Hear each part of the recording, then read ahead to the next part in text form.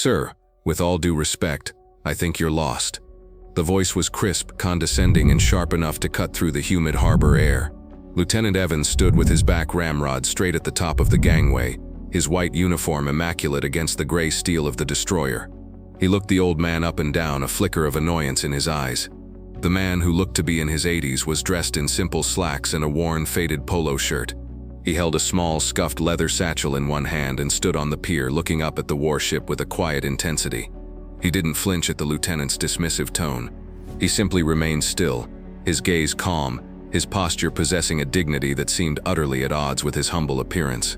The petty officer of the watch standing nearby shifted his weight, sensing the lieutenant's impatience.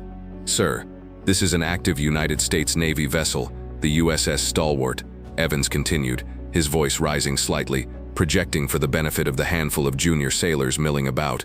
"The public tour was last weekend. I'm going to have to ask you to return to the visitor center." The old man, Samuel Carter, finally moved. He took a slow step forward, his eyes scanning the ship's superstructure, the advanced radar arrays, the vertical launch system hatches. "She's a fine ship," he said, his voice raspy with age but clear. "A lot more firepower than we had on the Johnston." Evans's face hardened. He mistook the comment for the ramblings of a confused old man. "I'm sure she is. Now I need you to step away from the gangway. You are in a restricted area." He stepped down onto the brow, placing himself physically between Samuel and the ship, a human barrier of starched white cotton and military regulation. "Do you have an access pass? An official escort? Any identification that would permit you to be here?" Samuel looked at the young officer, his eyes the color of a faded sea chart, holding a deep, placid quality. "I was invited," he said simply. "Invited?" Evans let out a short, incredulous laugh. "Invited by whom? The Admiral?" He said it as a joke, a sarcastic flourish to show the sailors watching that he was in complete control. "Yes," Samuel replied, without a hint of irony. "Admiral Hayes." The smirk on the lieutenant's face froze for a second, then returned, more pronounced than before. He was now convinced he was dealing with a dementia case. "Right. Admiral Hayes. Look, sir, the Admiral is a very busy man. He doesn't just hand out personal invitations to wander onto his ships. Now I've been patient. My watch team has actual duties to perform. You need to leave now." A small crowd was beginning to form. Sailors heading for evening liberty slowed their pace, curious about the confrontation. A couple of them, young seamen barely out of their teens, snickered quietly. They saw what the lieutenant saw, a frail old man causing a problem, a minor annoyance in the otherwise orderly routine of the naval base. The air was thick with the smell of diesel fuel and salt water, punctuated by the distant clang of metal on metal from the shipyard and the occasional, unintelligible squawk from the ship's 1MC announcing system. It was a world of sharp edges, loud noises, and purposeful hurry, and Samuel Carter seemed to belong to a different, quieter era. "I need to see a name, an access pass or an escort, sir," Evans repeated, his voice now a loud, formal command. He was performing, showing the crew how an officer handles a civilian who doesn't understand the rules. "If you cannot provide one, I will have you escorted from the pier by base security for trespassing." Samuel's calm demeanor remained unbroken, but a shadow of profound disappointment passed over his features. He wasn't angry, he was sad. Sad for the boy in the pristine uniform who couldn't see past it. He clutched his old leather satchel a little tighter. It was cracked and weathered, the color of dried blood in some places, the brass fittings green with age. "What's in the bag, Pop?" Evans sneered, gesturing toward the satchel with a flick of his chin. "Scrapbook. Old photos. You can show them to the guards when they get here." Samuel didn't answer. He simply looked at the bag in his hands, his knuckles white. He was a man out of time, his quiet insistence a disruption to the modern Navy's clockwork precision. The lieutenant's frustration was boiling over. He saw the watching eyes of his sailors, and his authority felt challenged by this silent, stubborn old man. He felt a need to end this, decisively. "I've given you a lawful order to vacate this area," Evans said, his voice ringing with self-importance. "You have failed to comply. You are interfering with naval operations and presenting a security concern." He turned to the petty officer of the watch. "Call base security. Tell them we have a trespasser at the main gangway, possibly disoriented. Have them send a vehicle." The petty officer hesitated for a beat too long, an almost imperceptible reluctance in his eyes. "Hey, sir," he finally said, reaching for his radio. The circle of onlookers grew tighter. They could sense the confrontation was reaching its climax. The young officer, puffed up with the power of his rank, was about to have an old man forcibly removed. It felt wrong, but no one dared to contradict a commissioned officer in the middle of the quarterdeck. The tension on the pier was a palpable thing, a coiled spring of embarrassment and misplaced authority. Samuel Carter stood at the center of it all, a silent statue of a forgotten time, his hand resting on the worn leather of his satchel, waiting. He had waited before, in far worse places than this. He could wait a little longer. Evans gestured dismissively at the worn leather satchel again. Seriously, what could possibly be in that old thing that's so important? The world seemed to dissolve for a moment, the sounds of the pier fading into a dull roar. The scent of salt and diesel was replaced by the acrid stench of smoke and burning fuel. The polished gray deck of the USS Stalwart became the bucking, tilting plates of the USS Johnston, slick with seawater and oil. A young Samuel Carter, his face smudged with soot and his sailor's uniform torn, was in a smoke-filled compartment deep within the dying destroyer. Alarms blared, a constant shrieking chorus of doom.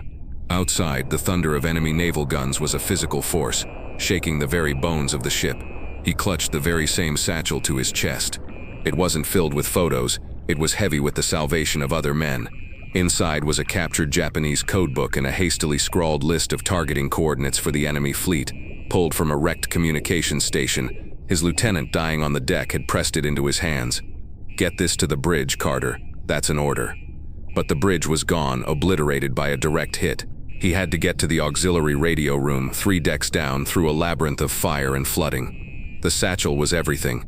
It was a promise, a mission, a lifeline for thousands of sailors who didn't even know they were depending on him. The vision vanished as quickly as it came. He was back on the sun-drenched pier in San Diego. His hand was still resting on the satchel. His gaze, distant for a fraction of a second, refocused on the sneering face of Lieutenant Evans. The audience of sailors had grown larger, a silent theater of uniformed spectators. The injustice of the scene was a bitter taste in the air. From a position near the ship's services connection point, Chief Petty Officer Miller watched the scene unfold.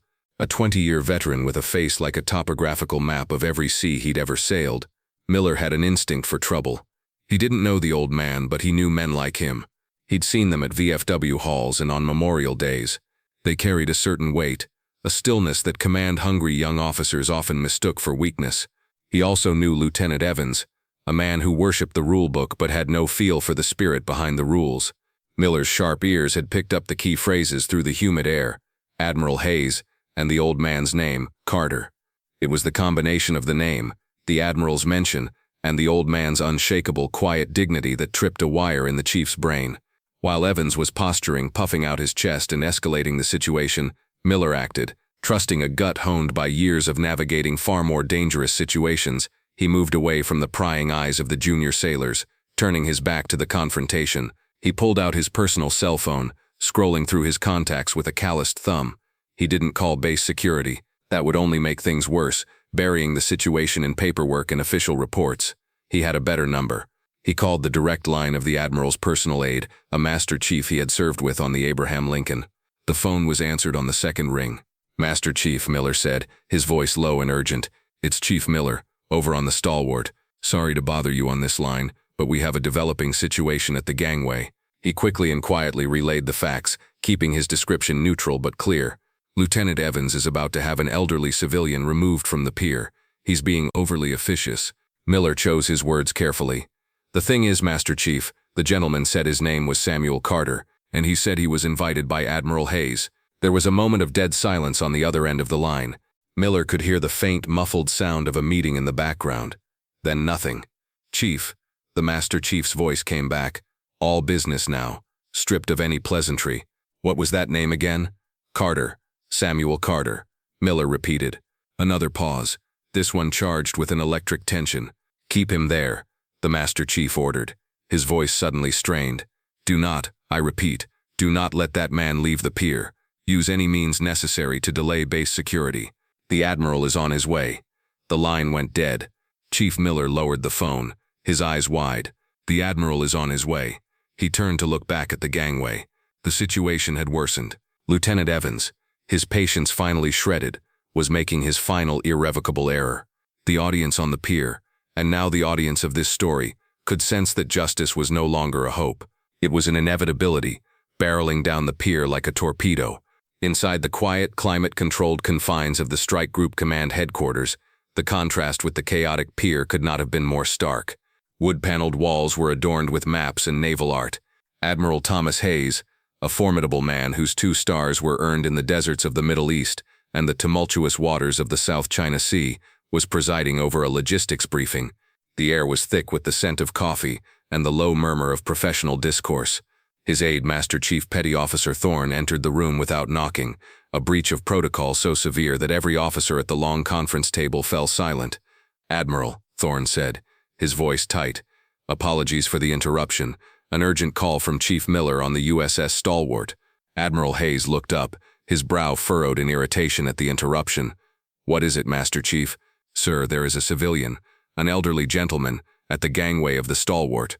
Lieutenant Evans is denying him access to the ship." Hayes waved a dismissive hand. "Then have the captain handle his lieutenant. This isn't a flag-level issue." "Sir," Thorne pressed, stepping closer. "The civilian's name is Samuel Carter." The name hung in the air like a ghost. The pen in Admiral Hayes's hand stopped its idle tapping. He slowly lifted his head, his gaze locking with his aide's. The irritation in his eyes was replaced by stunned disbelief, which then morphed into a dawning, gut-wrenching horror. The other officers in the room exchanged confused glances, sensing the sudden seismic shift in the atmosphere. "Carter," the Admiral whispered, the name a fragile thing on his lips. "Sam Carter is on my pier." "Yes, Admiral," Thorne confirmed. "And Lieutenant Evans is—" Hayes's voice became dangerously calm, the quiet before a hurricane. "Is what, Master Chief?" "Refusing him entry, sir. According to Chief Miller, he is treating Mr. Carter poorly." The Admiral shot to his feet, his heavy chair scraping loudly against the polished floor. The sudden movement made everyone flinch. "Get the captain of the Stalwart on the line now," he commanded, his voice a low growl of thunder. "And get my cover. I'm going down there myself. Master Chief, you're with me." The controlled, professional environment of the briefing room had evaporated, replaced by an urgent, almost frantic energy. Everyone in that room knew something of monumental importance was happening, even if they didn't know why. For the audience, the secret was now revealed. Samuel Carter was not just an old man. He was a figure of such significance that his mere presence could command the personal, immediate attention of a 2-star admiral. Back on the pier, Lieutenant Evans was at the end of his rope. Samuel Carter's quiet refusal to be intimidated or dismissed had become a personal affront to his authority. The old man hadn't raised his voice, hadn't made a threat. He just— It was infuriating. "That's it," Evans announced, his voice tight with anger.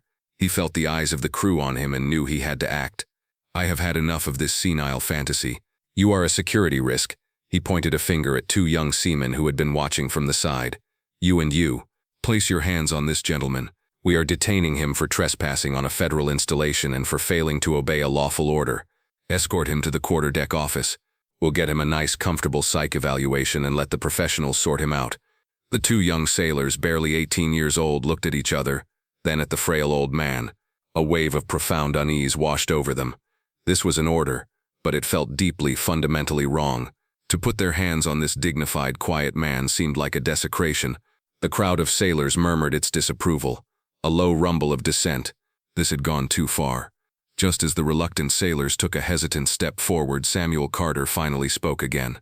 His voice was not loud, but it cut through the tension with the clarity of a ship's bell in a heavy fog. "Son," he said, his eyes locked on Lieutenant Evans, "I would advise you not to do that." There was no malice in his tone, no threat. It was a simple, stark statement of fact, delivered with the weight of a lifetime of experience. This quiet, calm piece of advice was the final straw for Evans. To him, it was the ultimate act of defiance. "Are you threatening me?" Evans sputtered, his face turning a blotchy red. "That's it. You're under." He never finished the sentence. A new voice, sharp and laced with absolute authority, sliced through the air like a blade. "Lieutenant Evans, stand down." Every head on the pier snapped in the direction of the voice. Striding down the concrete pier with a look of cold fury was the captain of the USS Stalwart, a man known for his stern demeanor. Jogging to keep pace just behind him was a relieved-looking Chief Miller. But they were not the main event. Behind them, a black government sedan with official flags on its fenders had screeched to a halt, its tires protesting against the pavement. The rear door flew open and out stepped Admiral Thomas Hayes. He slapped his combination cover onto his head and moved with a purpose that scattered sailors like pigeons. He was flanked by his aide, Master Chief Thorne, and 2 United States Marines in their immaculate dress blue uniforms, who moved with the silent, formidable presence of palace guards. The effect was instantaneous and total. The murmuring crowd fell into a sudden, shocked silence. A wave of motion rippled through the assembled sailors as every single one of them snapped to rigid attention, their right hands flying up in salute. The air, which moments before had been filled with tension and chatter, was now heavy with a deafening, respectful silence. The only sounds were the gentle lapping of the water against the ship's hull, the distant cry of a gull, and the rhythmic, angry clack of the Admiral's polished shoes on the concrete pier. Admiral Hayes was a man on a mission. He walked past the saluting sailors without a glance. He walked past his own ship's captain as if he were a statue. His eyes, burning with a cold fire, swept over Lieutenant Evans, who stood frozen in a state of pure, unadulterated terror, his hand half raised in a pathetic, trembling salute. The Admiral didn't even acknowledge his existence. His entire focus, his entire being was directed at one person. He came to a stop directly in front of Samuel Carter. The 2-star Admiral and the old man in the faded polo shirt stood face to face, a foot of air separating them. For a long moment they simply looked at each other. The Admiral's hard, angry face seemed to soften, the fury replaced by a look of profound respect and something akin to awe. Then, in a movement that was both swift and deeply reverent, Admiral Hayes brought his hand up to his brow in the sharpest, most meaningful salute Lieutenant Evans had ever witnessed. It was not the perfunctory salute given to a junior. It was the salute one gives to a head of state, to a living monument. "Mr. Carter," the Admiral said, his voice thick with an emotion that reverberated across the silent pier. "Sam, it is an honor to finally meet you. Welcome aboard the USS Stalwart." He held the salute, his arm rigid, his gaze locked on the old man. The entire pier held its breath. Samuel Carter, the man who had been dismissed as a lost and confused senior, slowly, almost reluctantly raised his hand in a small, acknowledging nod. He had not sought this attention, but he accepted the respect it conveyed. The Admiral dropped his salute and turned to face the assembled crew, his expression once again hard as granite. His voice, now amplified by pure command presence, boomed across the flight deck and down the pier. "For those of you who have been wondering," he began, his eyes sweeping over the young, bewildered faces, "allow me to provide some education. This is Mr. Samuel Carter." He paused, letting the name sink in. In October of 1944, during the Battle of Leyte Gulf, the destroyer USS Johnston was sailing into the guns of the entire Japanese center force, a Taffy 3 ship, hopelessly outgunned, fighting like a battleship. During that action, the Johnston took a catastrophic hit that destroyed her bridge and main communications. Her commanding officer, Commander Ernest Evans, was gravely wounded. The Admiral gestured with his hand toward the worn leather satchel still clutched in Samuel's hand. At that moment, then Signalman Second Class Carter, on his own initiative, left his station, navigated through fire and flooding into the compromised Combat Information Center, and retrieved the last known coordinates of the enemy fleet. He carried them in this very satchel, through a ship that was being torn apart around him, to a small auxiliary radio station. He transmitted that intelligence to the rest of the task force just moments before the Johnston rolled over and sank. The Admiral's voice grew louder, filled with a fierce pride. That single transmission, that one act of incredible bravery by a 19-year-old sailor on a sinking ship, is directly credited with saving the carriers USS Fanshawe Bay and USS White Plains. His actions helped save the lives of over 5,000 American sailors that day. Mr. Carter was in the water for 3 days, wounded and surrounded by sharks before he was rescued. He is a recipient of the Navy Cross. He turned his head, and his gaze fell upon Lieutenant Evans like a physical blow. "Mr. Carter is not a guest, he is a living legend. He was invited here today by me, personally, to be the guest of honor for this ship's heritage celebration. He has more right to stand on the deck of a United States Navy warship than any single one of us here. He earned that right in blood and fire." A wave of shame washed over the crowd of sailors. The smirks and whispers were gone, replaced by expressions of awe and deep, profound respect. The 2 young seamen who had been ordered to detain Samuel looked as though they wanted the pier to open up and swallow them whole. They were staring at Samuel Carter not as an old man but as a giant. The Admiral's piercing gaze remained fixed on Lieutenant Evans. The temperature on the pier seemed to drop several degrees. His voice was no longer booming for the crowd, but had lowered into a chilling, personal growl meant only for the terrified young officer. "Lieutenant," he said, the word dripping with contempt, "you wear the uniform of a naval officer. Your primary duty is not to blindly enforce regulations, it is to exercise sound judgment and lead your sailors. You looked at this man and all you saw was an old civilian. You failed to see the character. You failed to see the history. You failed to see the hero standing right in front of your face. He took a step closer, his voice dropping even further. You confused your meager authority with actual power, and you used it to humiliate a man to whom you and I both owe an immeasurable debt. You have not only insulted a national hero, Lieutenant, you have disgraced your commission. You have failed your shipmates, and you have failed the Navy. He pointed a rigid finger toward the ship. Report to the captain's cabin. You and I and the captain will be having a very long, very detailed discussion about your future in my Navy. A future which at this moment is looking remarkably short. Move. White as a sheet and trembling visibly, Lieutenant Evans could only stammer, "Aye, aye, Admiral." He turned and practically fled up the gangway, the eyes of every sailor on the pier burning into his back. As the disgraced officer disappeared into the ship, Samuel Carter took a slow step forward and placed a gentle, wrinkled hand on the Admiral's rigid forearm. "Admiral," he said softly. "Tom, the boy, he's young. He was just protecting his post. He's proud of this ship, proud of his uniform. Perhaps a little too enthusiastic in his duties, but his heart was in the right place. It was just pointed in the wrong direction."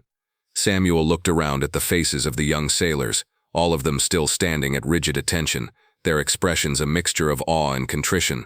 "Honor isn't about the shine on your shoes or the sharpness of your salute," he said, his voice carrying a teacher's gentle wisdom. "It's about what you do when the choices are hard. It's about seeing the person, not the vessel they arrive in. He's a young man. He'll learn." The Admiral looked from Samuel's face down to the hand on his arm, then to the ancient leather satchel. As Samuel spoke, a final brief image flickered through his mind, a memory, sharp as shrapnel. He was 19 again on the listing deck of the Johnston. His dying commanding officer, Commander Evans, was propped against a bulkhead, his lifeblood staining the steel plates. He pressed the satchel into Sam's hands. "Get this to them, Carter." The commander had gasped, his voice a ragged whisper. "Whatever it takes, that's an order. Make it count." The weight of that promise, of that blood-soaked leather, had been with him ever since. Back in the present, Admiral Hayes looked at Samuel Carter and understood the profound depth of the grace he had just offered. The Admiral personally escorted Samuel Carter up the gangway and onto the deck of the USS Stalwart. As they reached the quarterdeck, the ship's captain called the crew to attention over the 1MC, and every available sailor mustered on the flight deck in a matter of minutes.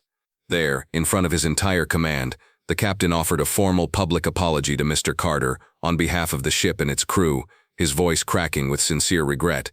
The fallout for the former Lieutenant Evans was significant, but it was not punitive.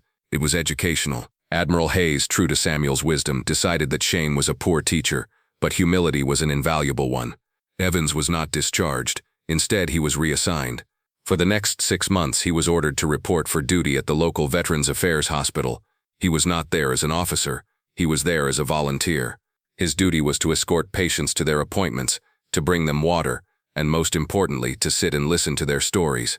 He traded his crisp white uniform for a simple polo shirt and slacks, and in the quiet halls of the VA, surrounded by the living history of men like Samuel Carter, he began to learn the difference between regulation and respect. The Navy also learned a lesson. A new training module titled Living Heritage was developed and mandated fleet-wide, using the anonymized incident as a powerful case study in situational awareness and leadership. Several months later, in a quiet neighborhood coffee shop miles from the naval base, a man in civilian clothes sat nursing a cup of coffee. It was Evans. He looked different. The arrogance was gone from his posture, replaced by a quiet thoughtfulness. He looked up and saw Samuel Carter sitting alone at a small table by the window, slowly reading a newspaper, his old leather satchel resting on the chair beside him. Evans watched him for a long moment, a storm of emotions churning within him. He finally stood, took a deep breath, and walked over to the old man's table. Samuel looked up as he approached. Evans said nothing at first. He simply walked to the counter, bought a fresh cup of coffee, and placed it gently on Samuel's table. "Mr. Carter," Evans said, his voice quiet and steady, "I just wanted to thank you." Samuel Carter looked up, his sea-blue eyes holding a spark of recognition and warmth.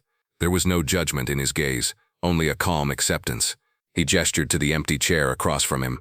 "Sit down, son," he said, a small knowing smile touching his lips. "Tell me what you've learned." Samuel Carter's story is a powerful reminder that the greatest heroes don't always wear a uniform you can see. Their valor is etched in their character, a quiet strength that endures. If you were moved by his story of dignity and grace, please like this video, share it with others, and subscribe to Veteran Valor for more tales of unassuming courage. Thank you for watching.